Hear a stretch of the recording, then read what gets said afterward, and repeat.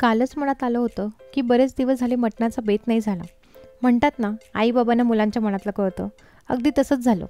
लगेच आमचे पप्पा म्हणजेच माझे सासरे मटण घेऊन आले. मग काय, अजिबात वेळ न घालवता मस्त झणझणीत मटण रस्सा आणि घावण्याचा बेत केला. सगळ्यात आधी तर मटणला आलं लसूण पेस्ट, हळद मीठ लावून घेतलं. मग कुकरमध्ये थोड्या तेलात कांदा परतून घेतला आणि हळद मीठ लावलेलं मटण त्यात मिक्स केलं. मग थोडं पाणी घालून एक शिट्टी काढून घेतली. दुसरीकडे वाटण्यासाठी कांदा खोबरं भाजून घेतलं. त्यात आलं लसूण कोथिंबीर घालून छान बारीक वाटून घेतलं. मग एका पातेल्यात तेलात वाटलेला मसाला परतून घेतला. त्यात गरजेनुसार पावडर मसाले घालून पुन्हा छान परतून घेतलं. मग त्यात वाफवलेलं मटण घातलं आणि गरजेनुसार पाणी घालून शिजायला ठेवलं. मटण शिजेपर्यंत इकडे घावण्याची तयारी केली. तांदळाच्या पिठात मीठ आणि पाणी घालून मिक्स करून घेतलं.